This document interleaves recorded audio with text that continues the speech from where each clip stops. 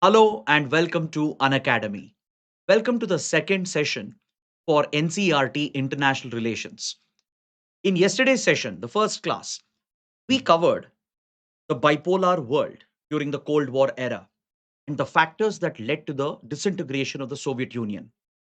So today, we will take up the second topic from the class 12 textbook on contemporary world politics. We will focus on the consequences of the disintegration of Soviet Union on Eurasian geopolitics and global geopolitics. How the world order shifted post 1991. What were the political and economic consequences of the collapse of the USSR? And how did India navigate these difficult circumstances? So, this will be the focus of our discussion today. But before we start, I have a very important announcement.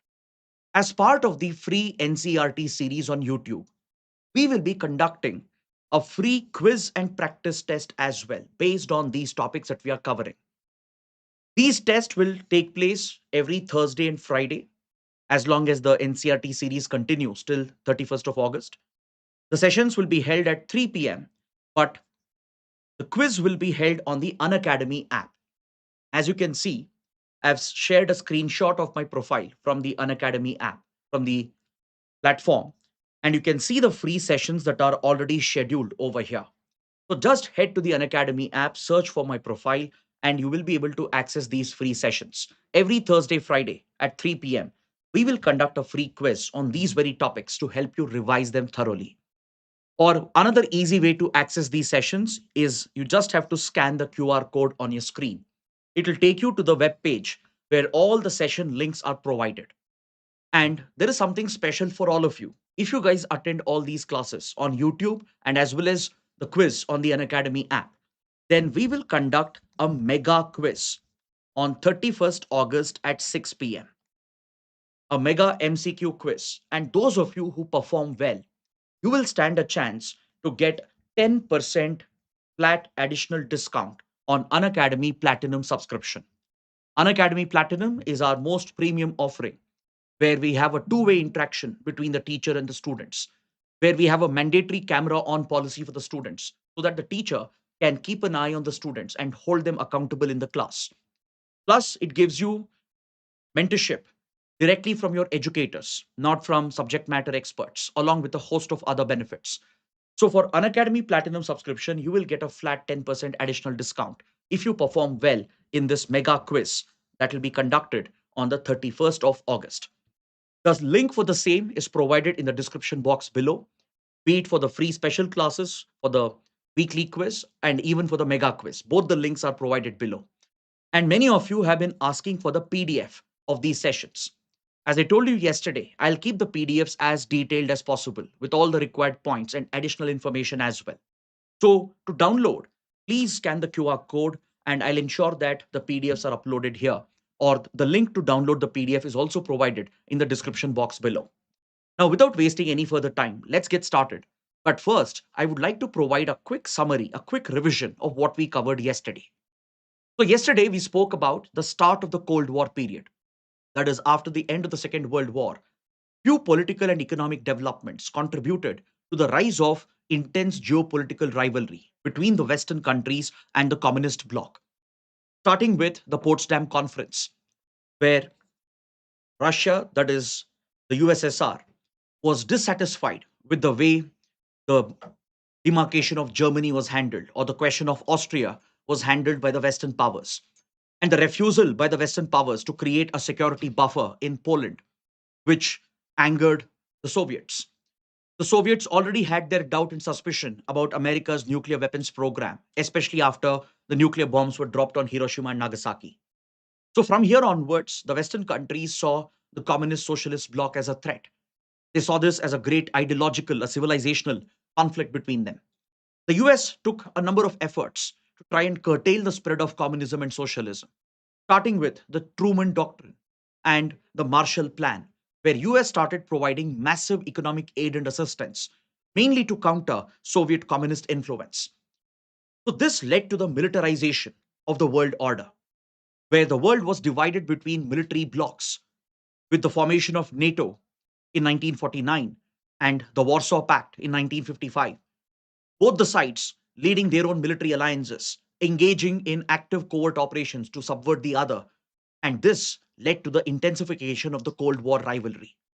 This triggered an arms race, especially with regard to nuclear arsenal. This led to massive destabilization of several regimes across the world, where each side was trying to topple the regime favoring the other side. This triggered a space race with regard to space technology. So, as a result, throughout 1970s, 80s, and 90s, there was intense rivalry between the West and the East. But the inherent inconsistencies in the Soviet system, in the communist socialist model, is what eventually led to the collapse of the USSR. Of course, there were active Western efforts led by the United States to subvert the communist nations. Take, for example, American covert intelligence operations in communist allies from Cuba to Eastern Europe, from South Asia to Latin America. US was actively trying to subvert communist influence. But apart from the external involvement and the foreign hand, the internal inconsistencies of the communist socialist model is what led to its eventual collapse and demise. For example, the failure of the Soviet system to address the genuine political aspirations of the people. There were 15 republics that formed the USSR that had come together in 1920s to create the USSR. So there was dissatisfaction, resentment that was growing over the years due to lack of representation, lack of local autonomy, and the failure to recognize the ethnic and linguistic identities. So this had created a lot of anger and resentment, and accompanied with the economic mismanagement and the failure of the socialist model of growth.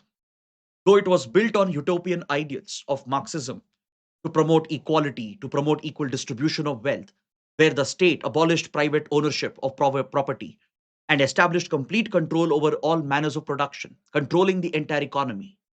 But this model was designed to breed red tapeism, corruption. The Communist Party leaders and officials enriched themselves, increasing the class divide within the Soviet Republic. So as a result, there was a massive economic failure where industries they became stagnant. Manufacturing growth collapsed, agriculture started collapsing. There was a critical shortage of consumer goods and essential items in the USSR and even in other countries in East Europe which were under communist influence. Also the technological gap that kept on widening between the West and the communist bloc. Though Soviet Union made massive investments in modern technology, they could never catch up with the advances that Western countries were making. Soviet technology was considered to be unreliable. It was considered to be many generations behind the advances happening in the West. The Soviet Union drained a lot of its wealth and resources on excessive militarization and unnecessary external conflicts. Take, for example, the Soviet invasion of Afghanistan in 1979 that dragged the Soviet forces into a decade old war against the Afghan Mujahideen, which was covertly backed by the US and its allies like Pakistan, Saudi Arabia, and the others. And finally, the policies of Mikhail Gorbachev, starting in 1980s, where he tried to gauge the sentiments of the public. He tried to initiate some reforms, both political and economic. But many experts believe that these reforms came too little, too late. Gorbachev initiated policies such as glasnost, the policy of openness, to introduce political reforms, to bring about some democratization, and even started warming up to the West and started negotiating arms control treaties with United States, mainly to reduce the nuclear delivery systems, the intermediate and ballistic and cruise missile arsenal that built up, to try and keep a cap on these missile systems to reduce the nuclear tensions. He started reaching out to the West, signing treaties with United States from 1980s onwards. He initiated a policy of economic restructuring, the perestroika or the perestroika, to limit state control and to open up the economy for free market reforms. But this gave space for the pro democracy forces. And when Gorbachev refused to use massive force against the protesters, this paved the way for multiple power centers to break up. And especially the well off regions like Ukraine, Belarus, Russia, they rose up in rebellion against centralized Soviet leadership and eventually led to the complete collapse and disintegration of the USSR. So the NCERT textbook provides a complete timeline of these events which I believe can be very important even for your prelims and mains examination. Just take a look at the chronological order of these events. By 1985, Mikhail Gorbachev became the General Secretary of the Communist Party, started opening up to the West, initiated the political and economic restructuring through his reforms, which in a way accelerated the collapse and the disintegration of the Soviet Union. Within the 15 Soviet republics, Lithuania in the Baltic region became the first to lead this struggle for independence, to break apart from the USSR. This was followed by other Baltic states like Estonia and Latvia. Then came the collapse of the Berlin Wall in 1989, the reunification of Germany, which formally symbolized the beginning of the collapse of communism. So, as the Iron Curtain in Europe was lifted, as Central East European countries started abandoning communism, they started moving away from Soviet influence and embraced Western democracy, Western way of life, and Western culture. This was further given momentum with Lithuania declaring its independence by 1990, becoming the first Soviet republic to do so. Followed by this, Russia, the most important constituent of the USSR and the successor state of the USSR, adopted a resolution in the Russian Duma, in the parliament, declaring its own independence from the USSR. And by that time, Boris Yeltsin, who was backed by Mikhail Gorbachev, who was then the mayor of Moscow, would emerge as a popular leader, as a popular elected leader, who declared that Russia and the other republics should break apart and call for their own independence. So eventually, the Baltic states, one by one, became independent. They got global recognition. They became members of the United Nations as well. Eventually, they went on to join the European Union and NATO few years after the collapse of the Cold War.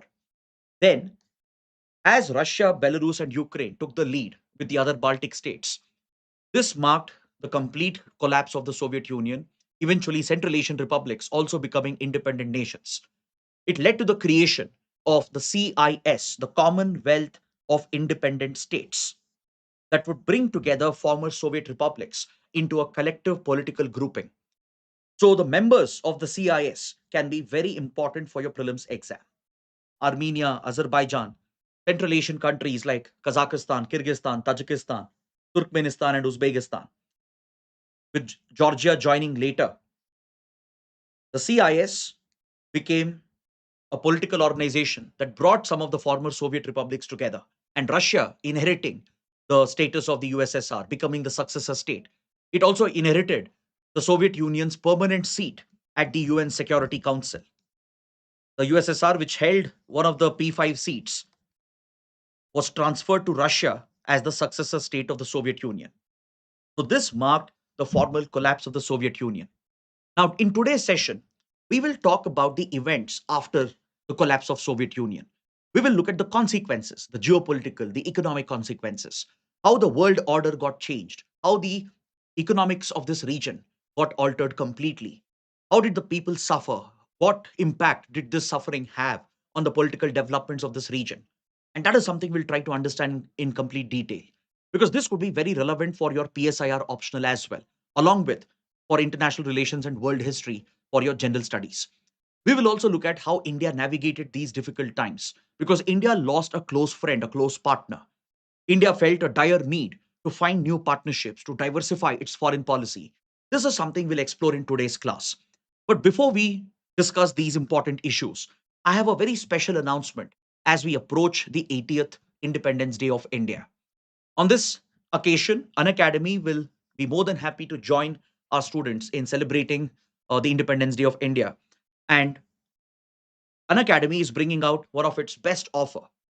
This offer will provide five very attractive features, making it possibly one of the best offers rolled out by Unacademy. If you're looking to enroll with us for preparing for 2027 or 2028 or beyond, I'm telling you, this is the best possible chance. You will not only get the subscription at the lowest price ever of 16,999, you also get many added benefits. 80 lucky learners will get a 100% refund to mark the 80th Independence Day of India. And not just that, you'll also get a free extension from 3 to 12 months, depending on how many months of subscription you take up. You will also get CSE Assure guarantee. That is, if you fail to clear the exam despite your best efforts, then your next attempt is entirely on us. And finally, you get access to Indian Express subscription, which alone would cost you 1500 rupees. This will give you access to the premium articles of Indian Express, including the explained section, the research section, along with UPSC essentials. So, this offer, I'm told, will end on the 14th of August. Those of you who are interested to enroll, please head to the description box. The link is provided below. And to avail all these offers, you have to enter the code IAS English. So, with this, let's come back to our discussion. Let's talk about the direct consequences arising out of the disintegration of the USSR. Consequence number one, the Cold War era rivalries and that intense geopolitical competition and conflict came to a sudden end. Because, see, there can be a mains question, either in IR or in world history or even in your optional, where you might be asked to assess the consequences of the collapse of USSR and the end of the Cold War. The first point that you have to talk about would be the end of all the rivalries between the West and the East. This led to a new peace process that actually brought more stability to the world order. From a bipolar world, where the world was divided between two military blocs, we transitioned towards a unipolar and later a multipolar world that actually paved the way for arms reduction and arms control treaties, primarily between United States and Russia. In fact, this process was already initiated in 1980s by Gorbachev under the USSR itself. By 1987, as I told you, Mikhail Gorbachev was reaching out to the US, trying to normalize the relations with the West. Apart from his focus on internal political and economic reforms, he was trying to reorient the Soviet approach towards the Western powers, trying to bring back some normalcy in the relationship to end the rivalries and the decades of hostility. So in 1987, United States and Soviet Union had already begun the process of arms reduction and control treaties to try and tone down the tensions, especially with regard to their nuclear arsenal. Yesterday we understood that both sides had amassed thousands of nuclear warheads with advanced nuclear delivery systems, including ballistic missiles, cruise missiles, strategic bombers. So there was an urgent need to reduce the number of delivery systems and warheads that they possessed in order to bring down the global tensions. So, as a result of the collapse of Cold War rivalries, the ideological conflict between which model is better, between which political economic model is better, also came to an end. Whether democracy is better or communism, whether capitalism is better or socialism. This ideological conflict, which was the very basis of the Cold War rivalries, came to a halt. It, of course, gave an upper hand to democratic capitalist systems. It paved the way for the diffusion of democracy and capitalism across the world and the slow decline and death of communism and socialism. So, as a result of the peace process that was initiated throughout 1990s, we saw some important treaties being signed that led to arms reduction and arms controls, which are relevant even in today's context. So, this could be very, very important for the prelims exam. And please make a note along with me. In 1987, the Soviet Union, which was already looking at its eventual collapse, under Mikhail Gorbachev, had initiated the process of normalization. And as part of these efforts, US and USSR had signed the INF Treaty, Intermediate Nuclear Forces Treaty, the Intermediate Range Nuclear Forces Treaty. It placed restrictions on their intermediate range ballistic and cruise missiles to limit those numbers and to not deploy them on the battlefield with strict restrictions and monitoring from both the sides to prevent any unnecessary nuclear escalation in the European theater. It would essentially place caps on both the NATO forces led by the US and the Soviet Union to restrict the deployment and the intended usage in a potential warlike scenario of these deadly ballistic cruise missiles with an intermediate range, which could be used to strike European capitals and cities. This treaty held until recently, until 2019, until Donald Trump unilaterally withdrew the United States during his first presidency. The INF Treaty was seen as a bulwark for preventing any aggression between Russia and Europe and the Western powers. It held good for several decades, nearly 3 decades, until Trump withdrew the US from this critical treaty in 2019. That's why experts believe that The collapse of these arms control and reduction treaties in the last few years, because of Trump's policies, because of Putin's aggression, because of Chinese policies as well, has triggered a new arms race involving US, China, and Russia. That's why many experts treat the current era as the new phase of the Cold War. They even consider it as Cold War 2.0, primarily between US and China, with Russia acting as a complementing power to China, with the Russia China axis posing a challenge to American dominance and the dominance of the Western Bloc, right? Right now, Trump's main attention was towards China's accelerating nuclear program and ballistic missile program. Since China was never bound by any of these treaties, the INF was just between US and Russia, right? Russia inherited this from the Soviet Union. According to Trump, China had no such restrictions. China was free to accelerate and modernize its program, whereas US was being capped because of treaties like the INF. So, based on this assumption, the US has withdrawn, triggering the possibility of a new arms race and potential for a new Cold War rivalry, mainly between US and China, with Russia acting as a backup to China. Apart from this, in 1990s, after Russia inherited from the Soviet Union as the successor state, we saw a host of treaties being put in place. In fact, this process had already been initiated in the 70s and 80s, be it the Strategic Arms Reduction Treaty, which took the new shape of START 1 in 1991, that again reduced the nuclear stockpile and the delivery systems on both sides, which helped both sides to bring down their overall stockpiling of their warheads and the delivery platforms.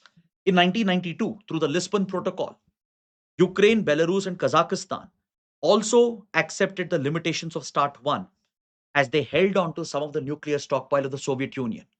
Following this, they transferred their limited nuclear stockpile to Russia. Russia essentially took over the nuclear arsenal that was left behind in Ukraine, Kazakhstan, and Belarus, because several of these factories and the nuclear silos and the delivery systems, they were stored in places like Ukraine, Belarus, and Kazakhstan, and they were all handed over to Russia, thus denuclearizing the former Soviet republics of Ukraine, Belarus, and Kazakhstan. So this ensured that nuclear weapons remained with fewer countries, or else it would have led Ukraine, Belarus, and Kazakhstan to possess an arsenal as well with nuclear capabilities. That would have been a much more dangerous world. Later, START 2 was proposed to bring in greater controls over ICBMs, over intercontinental ballistic missiles. Though it never really took effect, the negotiations paved the way for other treaties like SORT or the Moscow Treaty, the Strategic Offensive Arms Reduction Treaty, which actually defined specific targets with regard to the warheads that US and Russia could possess and provided for clear timelines to bring down their arsenal and their delivery systems. This treaty expired in 2012, and with the expiry of START and SORT, it was replaced by the new START in 2010 that lasted until recently, until early 2026. It was supposed to expire by 2021, but it was extended for 5 more years by President Biden and Putin. And now, given the hostility again between US and Russia, they've refused to extend the treaty. They've refused to engage in fresh negotiations, and they've allowed the new START to lapse. So, as of now, there are no treaties that bind US and Russia to keep a limit on their warheads and their arsenal. INF treaty has already been made redundant with Trump's withdrawal in 2019. And now US Russia have allowed the new START to lapse, and there are no fresh attempts being made to renegotiate another treaty in place. And Trump has already made announcements that US will now look at modernizing its arsenal to compete with China. Apart from these bilateral strategic arms reduction treaties between US and Russia, it also paved the way for global arms reduction treaties and controls. Take, for example, the CTBT, the Comprehensive Test Ban Treaty, brought out in 1996. Though it has never entered into force, it placed an effective cap and moratorium on further nuclear testing. Russia was a signatory to CTBT, it had ratified it and remained committed to it until recently.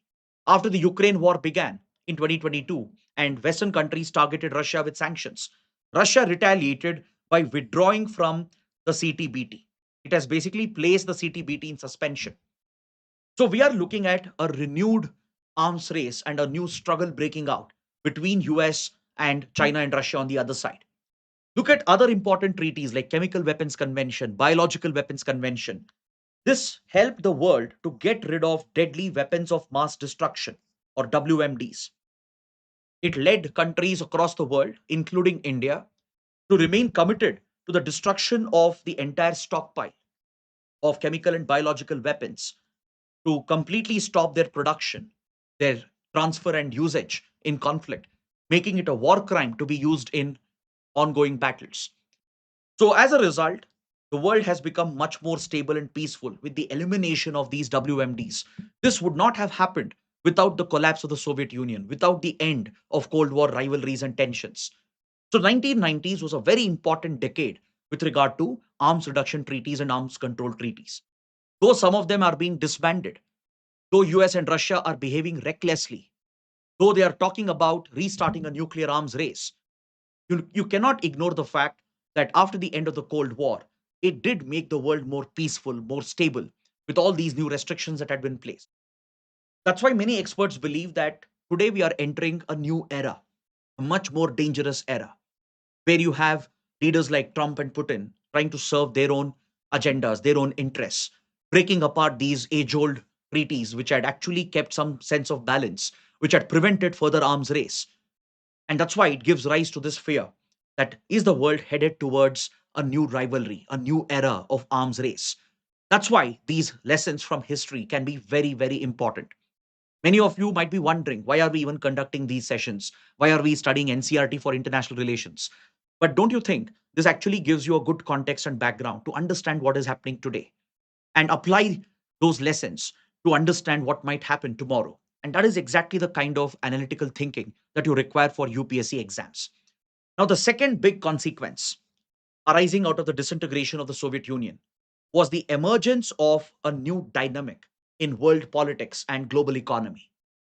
The World Bank and IMF, the Bretton Woods institutions, with the support and backing of the Western powers, they started extending their economic and financial influence across the Eurasia region, especially in the post communist states, from Poland to Czechoslovakia or Czech Republic and Slovakia, or the former Yugoslavia, which has now broken up into multiple Balkan states, or even in Central Asian countries. So, across the former Soviet republics and former communist states, World Bank and IMF, they extended their reach and influence, pushing capitalist model, free market reforms, exercising a greater degree of control over their monetary policy, forcing conditions on these countries in order to provide aid and assistance, thus creating opportunities for Western corporations to capitalize on the market opportunities present in former communist states. This led to the emergence of a unipolar world order, with US extending its global hegemony, expanding its military bases across the world, because now there was no one to keep the US under check. Until then, Soviet Union and the communist bloc, they acted as a guardrail, keeping a system of checks and balances, right? But now, with no one to keep the US under check, the US rapidly expanded its military presence, setting up multiple military bases from West Asia to South Pacific and even to the Arctic, extending its global hegemony, extending its interference in multiple nations to serve its own political and economic interests. And this was aided by the Western control over Bretton Woods institutions. See, since the Bretton Woods institutions were set up in 1940s till date, the World Bank is primarily controlled by the United States. That's the harsh truth. The IMF has been primarily controlled by European powers, giving the Western countries a clear edge and dominance to push their agendas by placing conditions on countries that take support from World Bank and IMF.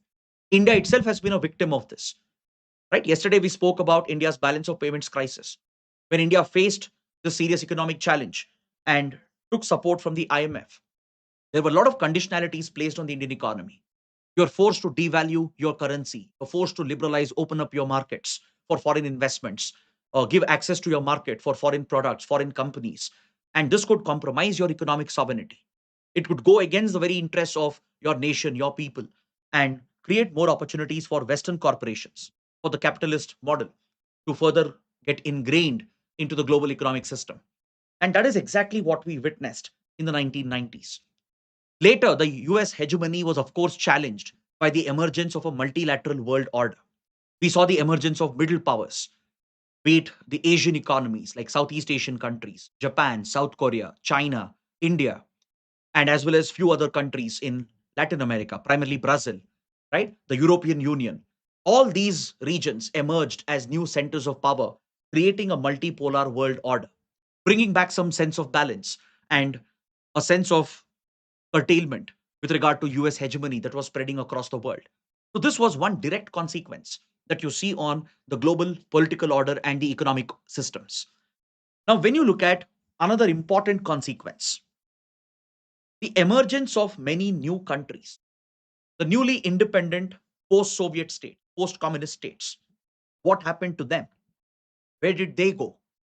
If you take the East European countries like the Baltic states, Lithuania, Estonia, Latvia, the other communist states like from Poland to Czech Republic to Slovakia, or even the Balkan states, right? Or even Ukraine for that matter, they all started showing a clear inclination towards the West.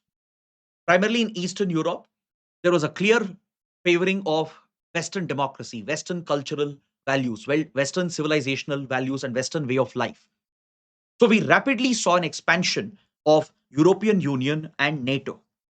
Both EU and NATO capitalized on this opportunity that was created for them. And under the leadership of the United States, NATO carried out a rapid expansion by including some of these former communist and Soviet states as members of NATO, bringing NATO to the doorsteps of Russia, right to the borders of Russia. This was again an encirclement strategy by West European countries and the United States. Given their suspicion about Russia, though Russia was a much weaker state compared to the Soviet Union, Russian economy had been decimated after 1991. Despite that, US and West European countries, mainly France, Germany, and UK, right? They didn't waste even a single moment. They capitalized on this opportunity, pushed the European Union eastwards, bringing more Central and East European countries, even those which were relatively neutral during the Cold War, under the bracket of the European Union. NATO's military alliance expanded very quickly. By early 2000s, several nations in East Europe, they had joined EU and NATO. NATO troops were deployed in countries like Poland. NATO air defense systems came up in Poland, creating a direct challenge and threat for Russia. And this is what leads to the developments related to Ukraine and Ukraine's potential membership into EU and NATO, which became the final trigger for Russia, the final nail in the coffin, which pushed Putin to attack Ukraine. Because you can see how these developments have actually continued. The Cold War, in a way or in a sense, never ended in 1991. It became a new sort of rivalry between the West and Russia. Yes, you don't see the same level of intensity, but you do see a continuation of that rivalry, and it is now reflected in the ongoing Ukraine war. You can see how all these events are tied.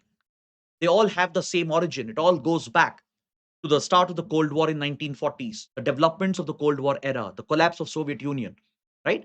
So today's war in Ukraine is all connected to what happened post 91. The rapid expansion of EU and NATO is in many ways directly responsible for this. Please take a look at this infographic here. It shows how EU membership expanded significantly. Look what happens after 1991. You can see that right in front of you. Look at how Central European, East European countries got added. Former communist states, former Soviet republics, all joining the EU. Be it the Baltic states of Estonia, Latvia, Lithuania, countries like Poland, Czech Republic, Slovakia, some of the Balkan states as well. Look at how EU's influence has expanded right to the doorstep of Russia, bringing EU right along the borders of Russia, posing a direct economic political challenge to Russian influence. Because, see, Russia believes that it is a natural power in this Eurasia region. It considers this whole region from Central East Europe towards West Asia and Central Asia as its traditional sphere of influence, as its own backyard. It would never tolerate any kind of Western expansion or Western influence. So, as EU expanded, bringing more and more European countries under its ambit, Russia started feeling more insecure from early 2000s onwards. Now, parallelly, look at the expansion of NATO.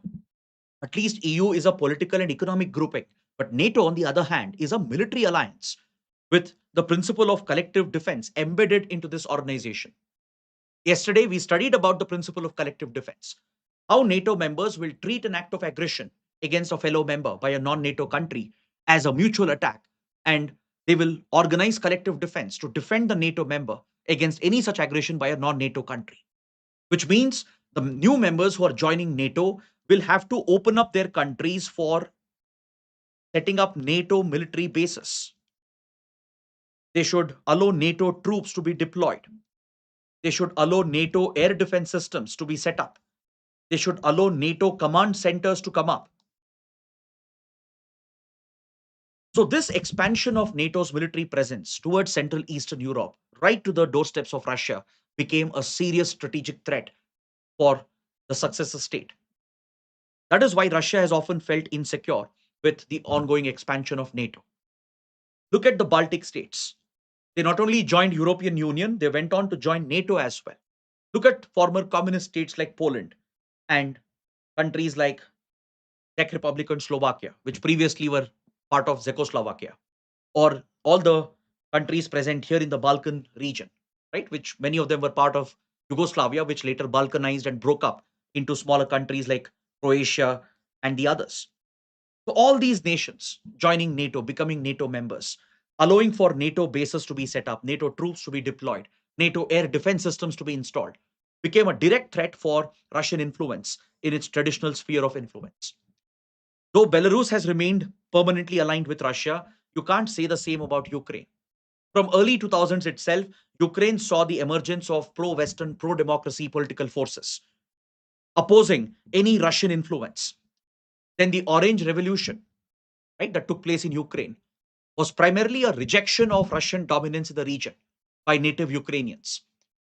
So this is what led Russia eventually to attack Crimea and capture the Crimean Peninsula in 2014 after Ukraine refused to join the Eurasian Economic Union that Russia was trying to champion to try and rebuild the Soviet glory.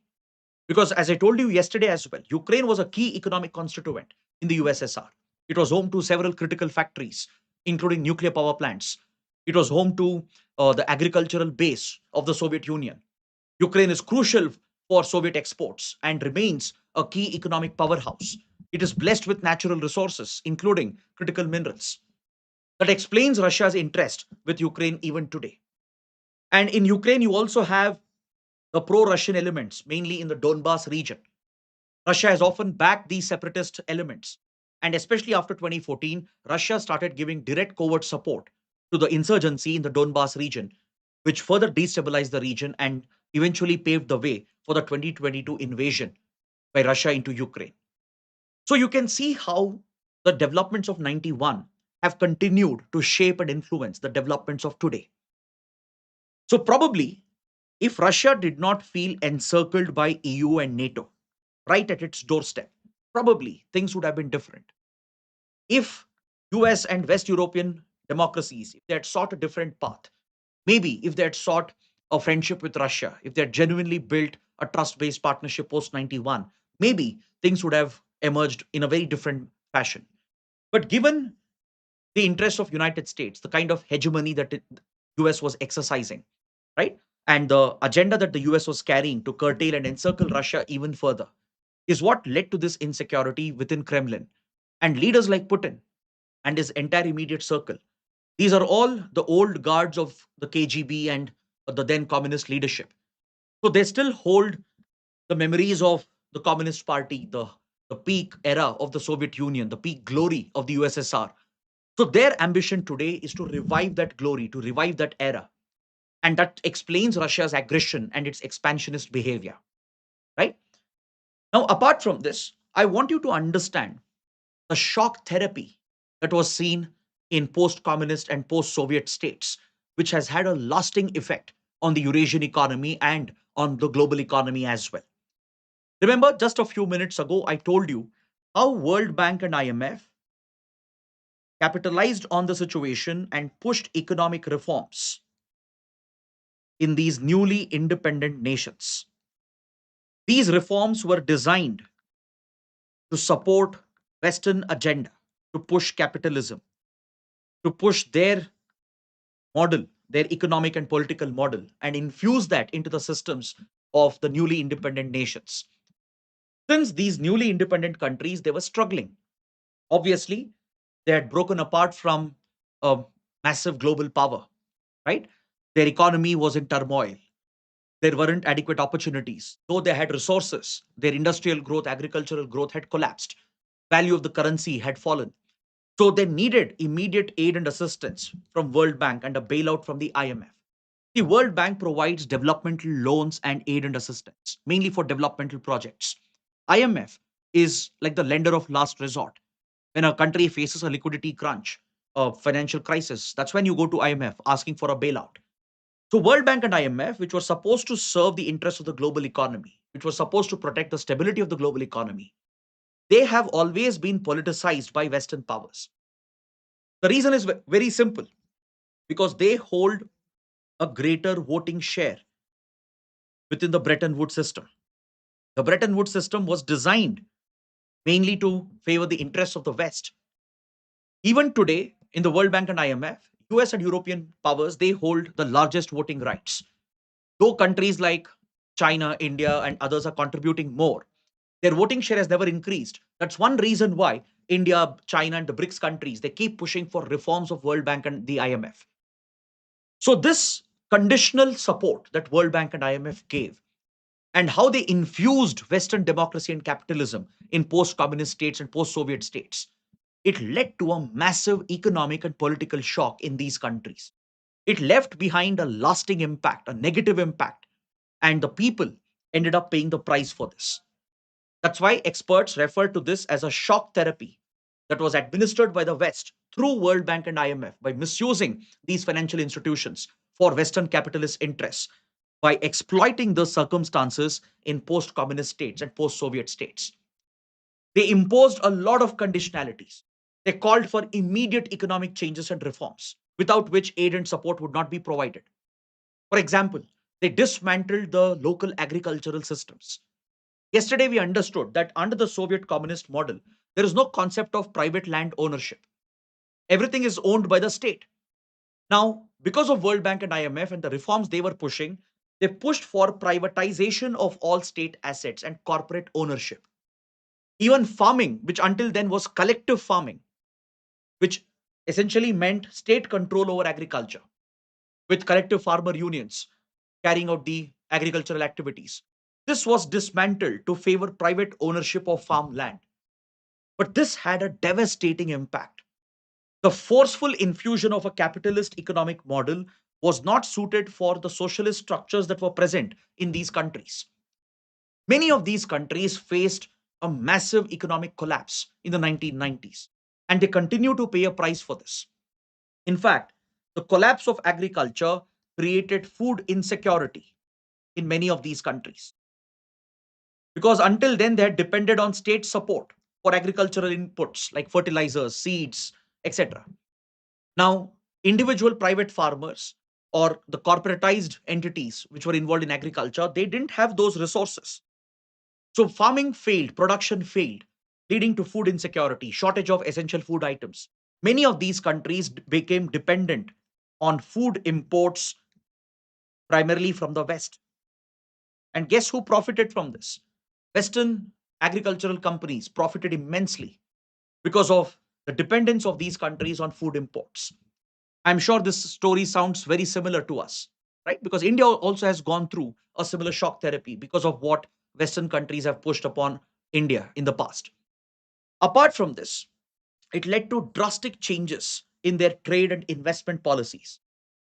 In a socialist model, right, in a state controlled communist setup, there is no openness in the economy, right? Those economies are not open for free foreign trade. They have a lot of trade restrictions and trade barriers through high duties. They also don't attract foreign investments through FDI or through the capital market, through the institutional investments. So, World Bank and IMF imposed conditionalities on these countries to open up their trade, to introduce free trade regimes, to remove the trade barriers and restrictions. And I'm sure you know what will happen because of this. So, a flood of foreign goods will destroy domestic production. Domestic producers who were already struggling because of poor quality, because of the state control, the red tapeism, and corruption, their ability to compete with foreign goods collapsed. This wiped out entire industries, and foreign investments were used to take over these factories and industries which were shutting down. Many of these industries were state owned during the Soviet Union. These were quite valuable resources, and they were sold off at a very, very cheap rate. Many economists they consider this as the biggest garbage sale in the world, meaning failed state companies which were commercially failing, but still they were valuable because of their resources and the access and the supply chains they had built. And Western investors gained control over the industrial capabilities, agriculture, manufacturing industries of most of these countries. So this led to a complete breakup of old trade alliances. The old trading systems that existed, the logistical and supply chains that existed in Eurasia was completely broken apart, and Western corporations they made a windfall gain because of the opening created by the policies of World Bank and IMF. That is what experts refer to as the shock therapy that was administered by the West to post communist states and post Soviet states. So, be it in Poland, in Hungary, in Slovakia, the Balkan and Baltic region, in Ukraine as well, in Belarus, in Central Asia especially, which was blessed with immense raw materials and resources, most Western investors gained control. Large public sector industries were sold off at cheap rates. They gained control over key manufacturing industries, key raw materials, key resources, thus establishing Western hegemony even in the Eurasia region. And that is also a reason why Russia felt even more cornered and even more insecure because day by day its influence was collapsing in the 1990s. Though it remained a formidable military power, mainly because of its nuclear arsenal, its economic status kept on declining. And even today, Russia remains a weaker economy compared to the Soviet Union. So you can see how the collapse of the USSR and Western policies through World Bank and IMF had a devastating economic consequence. They forced these states to abandon their social welfare programs, the government subsidies that were being given out. This increased poverty levels. This further destroyed public investments in education and healthcare. Livelihood opportunities were not created. And as a result, poverty levels skyrocketed in many of these countries. You look at Central Asian countries, look at East European economies.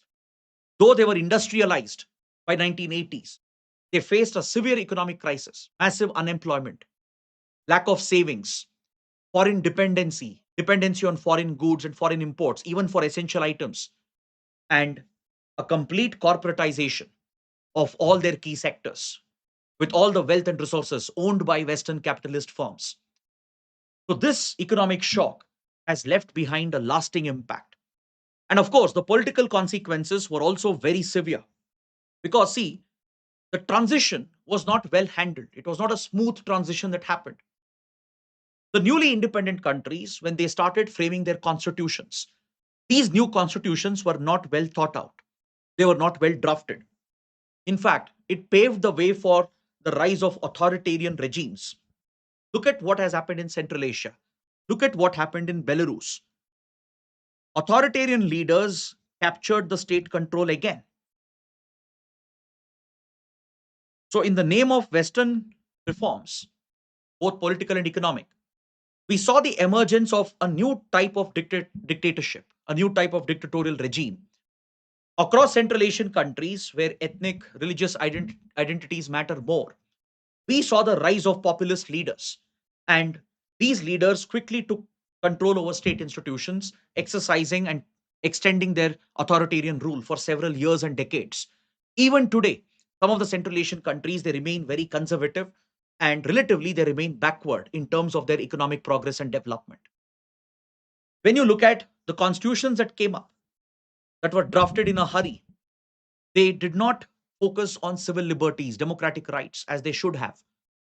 That's why in countries like Hungary, in Slovakia, even today, you have very excessive state surveillance, almost like a police state, where few leaders have basically turned these regimes into dictatorial authoritarian regimes. And the irony is that some Western countries have no issues in working with some of the authoritarian leaders. So, politically, the collapse of USSR and the way in which the events were handled post 1991 was disastrous for the entire region, with many countries taking a severe political and economic hit. And not just that, this actually contributed to many new wars, conflicts, and civil wars because the emergence of new countries opened up old wounds and issues primarily related to border disputes, water sharing, and even control over resources. This is what happens when a family breaks apart, right? A fight for control of what remains. This triggered multiple wars and conflicts, insurgencies, civil wars, some of it which has lasted even till date.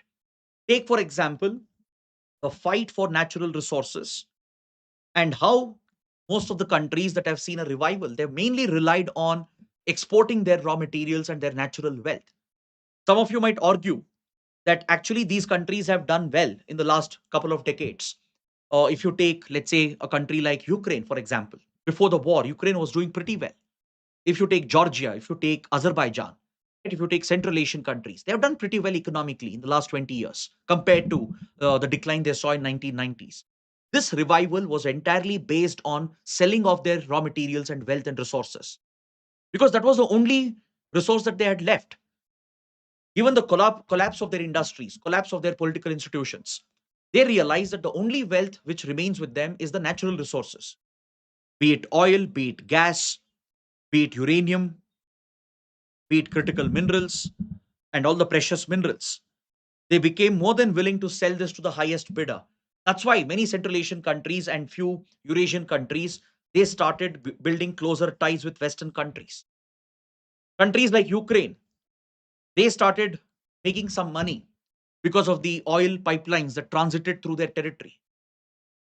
Through these pipelines, Russian oil and gas was being delivered to Europe, and it became an economic lifeline for countries like Ukraine. Central Asian countries opened up to the West, becoming ready to sell their natural wealth and resources. To take a country like Turkmenistan, for example, though it remains geopolitically neutral, right? It has adopted a policy of strategic neutrality even today.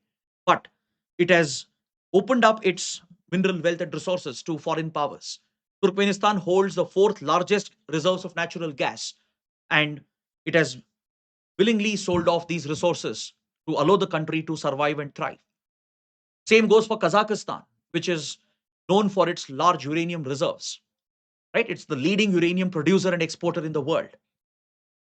And Kazakhstan has relied on export of its main resources from uranium to oil and gas. The same can be said about Azerbaijan, about Tajikistan and Uzbekistan as well. So, by selling natural resources and raw materials, it has led to a new sort of competition where Russia is exercising its traditional influence. US and Western powers are exercising their influence. And you also have a new competitor, China. You also have India engaging in a competition in Eurasia region where there is an active fight going on for control over natural resources and the wealth that these countries are blessed with. And as I said, the collapse of USSR and the mishandling of the transition period triggered multiple conflicts across the region. Many of the conflicts are present even today.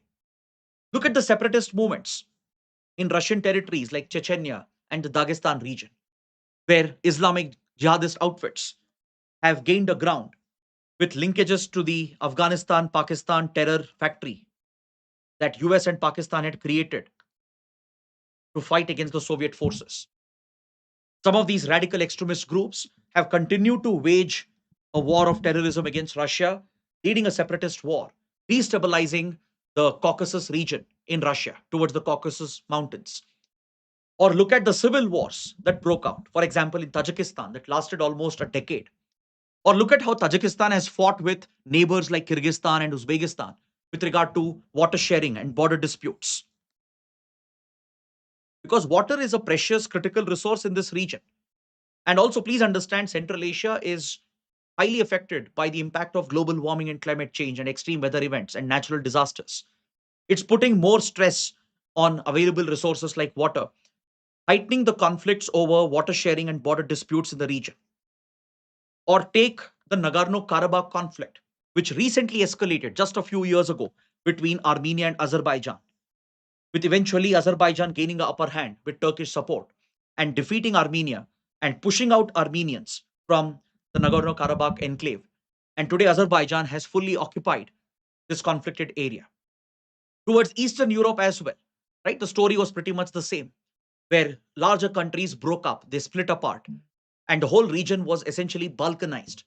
The very term balkanization comes from the breakup and split up of Yugoslavia into multiple Balkan republics. So the current European countries like Croatia, Slovenia, Bosnia, Herzegovina, they were all born out of Yugoslavia.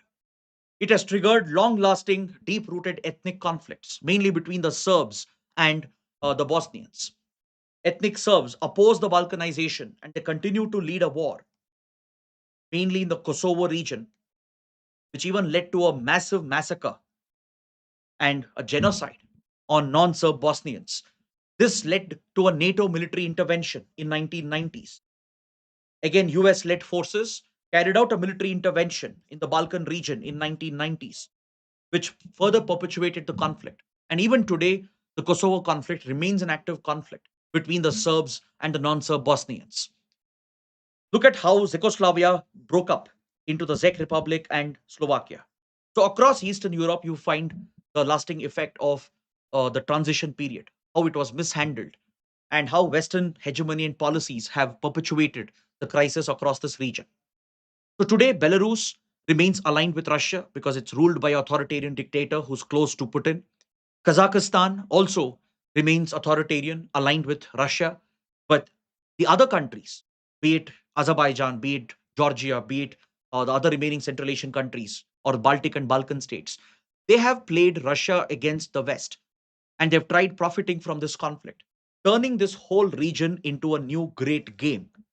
The term great game is a reference to the colonial period rivalries between Britain and the then Russian Empire, where they mainly fought for control over Central Asia region and the resources of this region.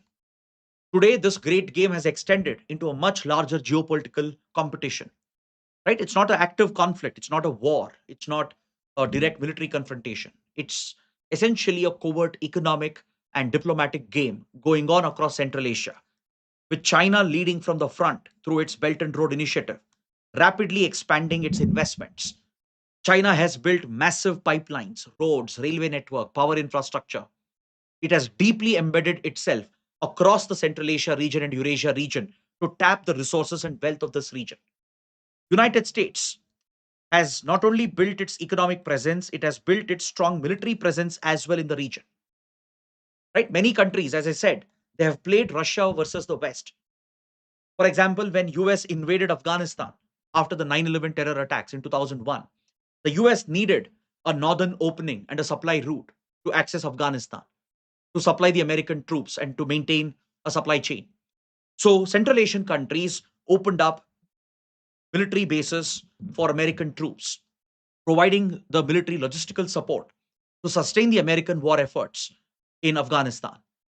Or look at how European powers have continued to maintain access over Central Asian wealth and resources.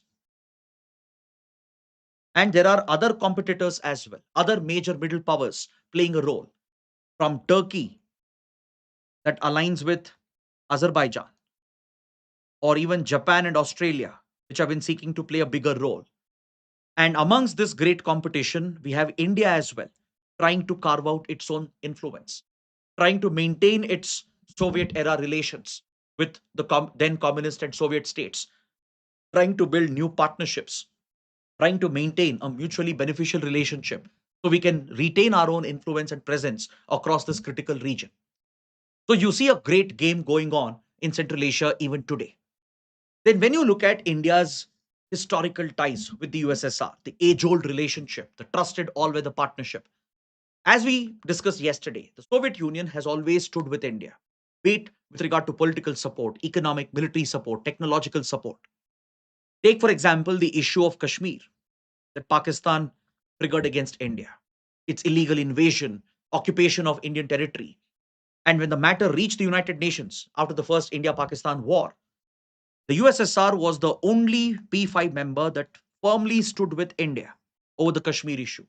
Even with regard to liberation of Goa in our brief conflict against Portugal, when all European powers and United States rallied behind Portugal, USSR was the one that stood with India. Be it with regard to our nuclear and space program, when Western countries led by US were looking to derail our program, they were creating hurdles and roadblocks through non-proliferation treaty, nuclear suppliers group. It was USSR that stood with India and even gave covert backing to a nuclear and space program. From launching India's first astronaut back in 1980s to directly supporting our missile program, our nuclear civilian program, nuclear weapons program, and as well as the developments in the satellite domain of ISRO, there has always been that Soviet hand, that Soviet support that India has consistently received, if not overt, through covert channels. India has always received that backing from Soviet Union, which has been critical for our nuclear and space industry. Or look at the Indian armed forces and how Soviet Union willingly shared advanced military hardware and technology with India. Though it came with certain problems because of the technological gap and some of the outdated technologies that Soviet Union relied upon, it still remained the backbone and even today remains one of the key backbones of the Indian armed forces. From the battle tanks to warships and submarines to our fighter jets, starting with the MiG 21s sold to India in 1960s, or the neutral stand that Soviet Union took with regard to the war with China in 1962. How can you forget Soviet Union not directly backing a communist state like China, but taking a neutral position in order to favor India in 1962? Or look at the support Soviet Union offered in 1971 when US aligned with Pakistan and openly threatened India, deployed its navy into Bay of Bengal to threaten the Indira Gandhi government. Through the Indo-Soviet Treaty of Friendship in 1971, Soviet Union stood with India as India fought Pakistan and liberated Bangladesh. None of this would have been possible without that partnership that had been built. Leaders like Nikita Khrushchev and later Mikhail Gorbachev, right? They all played a pivotal role in cementing this relationship. So Soviet Union remained our trusted friend and partner, be it for military supplies, be it for intelligence support, diplomatic support at the UN. So USSR was an indispensable friend for India. So naturally, in 1991, when Soviet Union disintegrated, it was a shock for Indian foreign policy, for India's security strategy as well. So at that time, India was led by the very capable PV Narasimha Rao. India faced a dual challenge in 1991. One was on the foreign policy front and also with regard to our security strategy, because the loss of USSR was a major backset for India, right? It was essentially a very big setback. It was something that could not be easily replaced or repaired. And internally, we were dealing with a massive economic crisis of our own socialist policies, and the failure of our state led economy had stagnated the growth, triggering the BOP crisis. India's forex reserves were running out. We could barely sustain few more days of imports. We were staring at a proper liquidity crisis.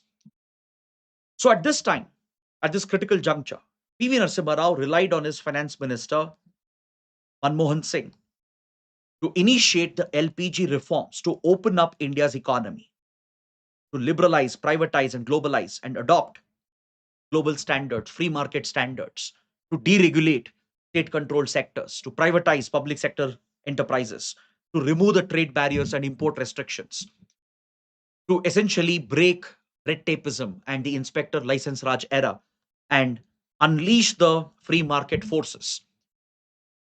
So, this led India to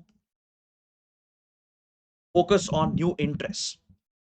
This opening up of the Indian economy created new interest for India, which was to find new markets where we could increase our exports. We needed new markets where our exports could be pushed towards to promote our foreign trade. We also needed imports of key raw materials and intermediaries to support our industries, to support our manufacturing sector. We also needed to attract foreign investments through FDI and FII route. This became a critical priority for India. At the same time, we needed more diplomatic backing, more support, and that's when PV Narasimha Rao pushed for the diversification of India's foreign policy. If not for this, probably India's foreign policy would have remained constricted. Until then, we had largely prioritized our ties with P5 countries of UN Security Council, our immediate neighbors, and rest of the world was always a secondary priority for us. So until 1991, our main focus was on South Asia, few West Asian partners, and the P5 countries, mainly the Western powers, USSR. So now things were changing. The world around us was changing rapidly. We had to adapt as quickly as possible. Internally, these difficult circumstances were getting created. We desperately needed new markets, new investments, and critical imports. This critical juncture, India diversified its foreign policy. India opened up relations with Israel for the first time.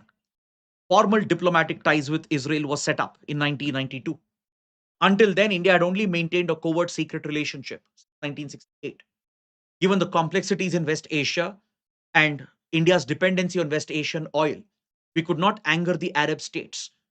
So India had taken a principled approach to the Palestine issue and we had not officially set up ties with Israel.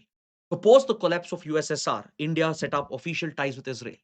More importantly, PV Narasimha Rao launched the Look East policy of India to focus on Southeast and East Asian countries, the extended neighborhood of India, to revive our civilizational cultural ties. Because that's when Asian economies were already emerging on the global map. They were emerging as leading centers of growth and innovation. So, building economic ties with Southeast Asian partners, especially the ASEAN bloc of countries, engaging with the ASEAN group, cultivating closer economic, defense, strategic, and cultural ties with the ASEAN group became a priority for India. ASEAN has always been central to the Look East policy. Even now, under the Act East policy, ASEAN remains central to Indian strategy. Engaging closely with Japan and South Korea would become a priority.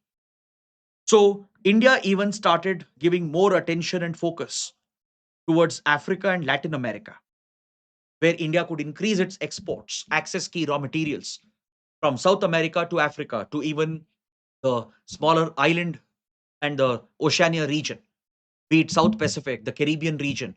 All these areas came under increased focus and attention following the diversification of Indian foreign policy.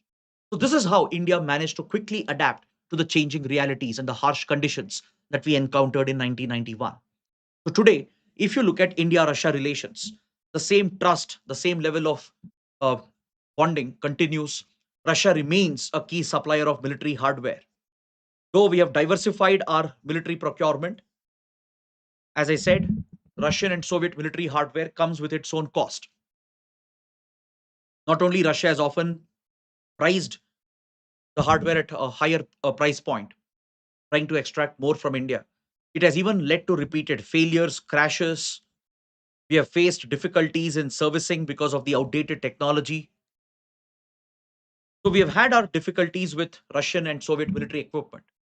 Though we still depend on Russian military hardware extensively, we have now found new partners from US to France to Israel. So you might think India Russia relations are on the decline just because of India diversifying its military imports. But you need to look at the other side of this relationship. How India Russia have often stood with each other.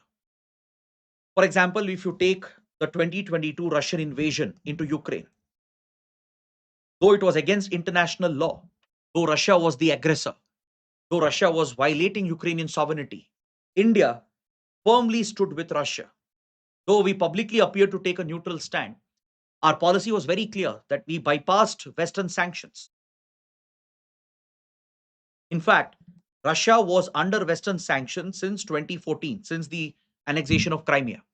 Since then, India kept ignoring the Western sanctions as we don't generally follow unilateral sanctions.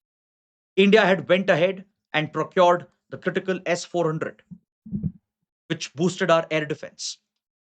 Despite the American threat of secondary sanctions under its CATSA, or the Countering America's Adversaries Through Sanctions Act, India bypassed the sanctions, got an exemption from the US, and went ahead to procure the S-400. And now, after 2022, when Russia started selling discounted oil, right, India became one of the biggest buyers of Russian oil, which in many ways has funded Russian war efforts in Ukraine, right? India not only protected Russia at the United Nations, we abstained from all the votes against Russia. India never directly condemned Russian aggression or blamed the war in Ukraine on Russia.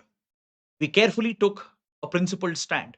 We called for an end to the war through negotiations, through peaceful talks, but we never condemned Russia's aggression.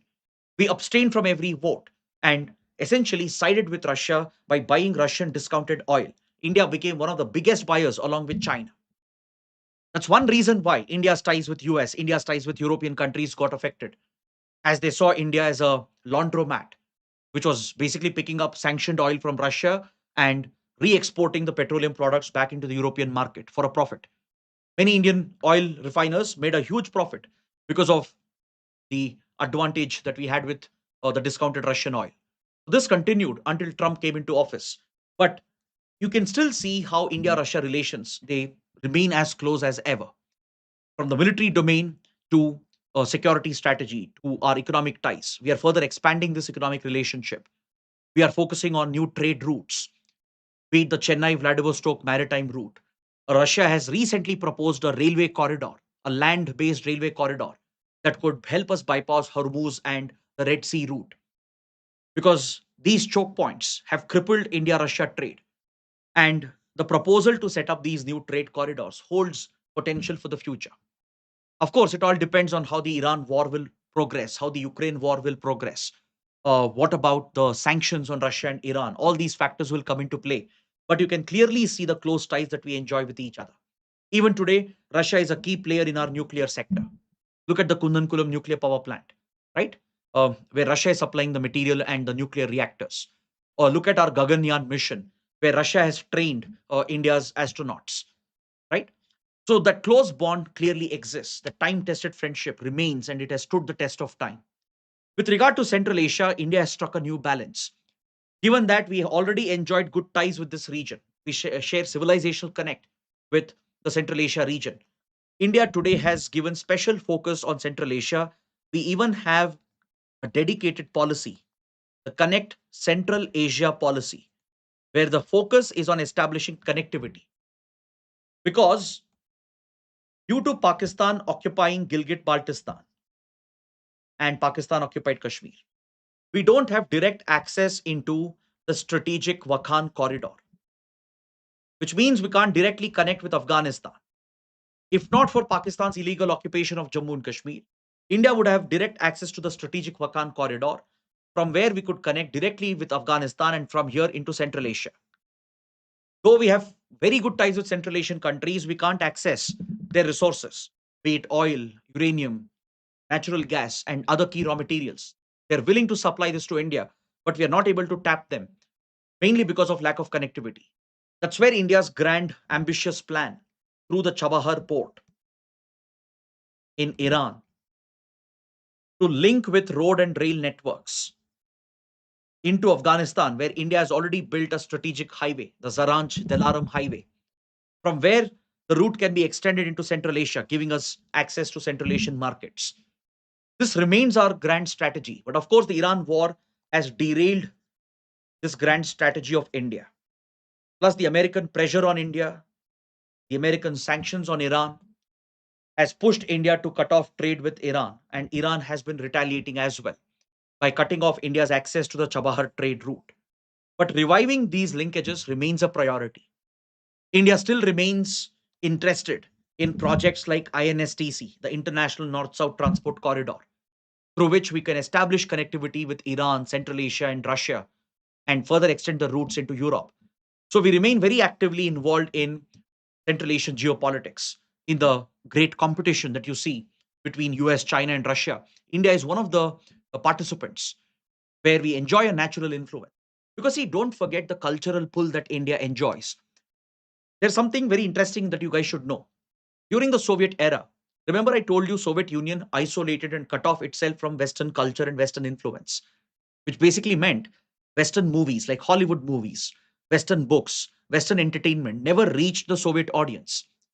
The only entertainment they had was Bollywood content. From 1960s, Bollywood movies starring Raj Kapoor, Amitabh Bachchan, Dharmender, they became widely popular. They became a rage across the Soviet Union, across East Europe, Central Asia. Even today, if you go to, let's say, Belarus, or Russia, or Ukraine, or Georgia, or Armenia, Azerbaijan, or any Central Asian country, trust me, you will not find a single cafe or a cab where Bollywood songs are not being played. Movies like Disco Dancer, starring Mithun Chakraborty, became a super hit. And generations have grown up on Bollywood pop culture, right? Plus, Indian art forms, even classical art forms, are very popular, from Bharatnatyam to Kathak and Kuchipudi. A lot of students from the Eurasia belt, Central Asia region, Russia, Ukraine, they come to India to study, to practice classical art form. So there is that strong cultural link, a natural bond that exists, a natural goodwill that India enjoys across this region. And it all goes back to the Soviet era. So in the world of geopolitics, it's often said that there are no permanent friends, no permanent enemies, only permanent interests. But I don't think this applies for India-Soviet relationship, India-Russia and Eurasia relationship, because our ties have withstood the test of time. It has withstood all the changes that have occurred. And in fact, our ties have become stronger over the last 2 to 3 decades. So on this note, I conclude today's session. I hope you guys have enjoyed the class, understood all the key topics we have discussed. We covered a lot of prelims topics, a lot of critical assessment for mains answers. And on this note, I bring this session to an end. So tomorrow, don't forget to join me again at 7 p.m. Tomorrow, we'll start with the basics of Indian foreign policy. We will look at the Nehru era, the contribution of Prime Minister Nehru to shape Indian foreign policy, which is covered in detail by NCERT, the class 12 textbooks. So from here, we'll look at India's neighborhood, India's complex relations in South Asia, and we'll explore many more interesting topics. You have seen the list, right? We have few more classes to go, 14 more sessions. I want you to attend each and every class. I'll promise to make it worth your time. I'll go beyond what's there in NCRT books, give you some additional information. So this becomes a solid background, a solid foundation to prepare for international relations. If you benefited from the class, do let me know in the comments. Do press the like button. Please don't forget to share these videos with other fellow aspirants. And one last point, we will be conducting a free quiz on these classes based on what we have covered in these topics. Every Thursday and Friday, starting from 13th and 14th of August at 3 p.m., we will have a free quiz for all of you on the Unacademy app. The link is provided below in the description. Enroll now. We will have 6 such classes before the mega quiz on August 31st. Right? That's when I have the last session for NCRT. And on the same day, on 31st August, we'll have a mega quiz where if you attempt and score well in that mega quiz at 6 p.m. on August 31st, the top performers will get a 10% flat additional discount to Unacademy Platinum subscription. So that is it. Thanks for watching. See you tomorrow in the next class. Chethan!